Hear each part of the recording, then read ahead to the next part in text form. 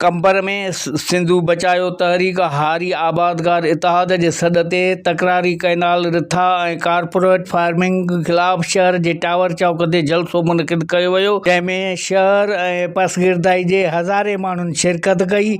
जलसे खे ॿियनि सां गॾु सिंधु बचाओ तहरीक जे कन्वीनर सैयद ज़ैन शाह ख़िताब कंदे चयो त पाकिस्तान घण क़ौमी मुल्क आहे। फेडरेशन में आइनी ज़मानत ज़रिए सूबा मुस्तहकम हूंदा आहिनि, पर हिन मुल्क में जबरी फ़ैसिला थियनि था, जंहिं करे मुल्क अदम इस्तेहकाम जो शिकार आहे।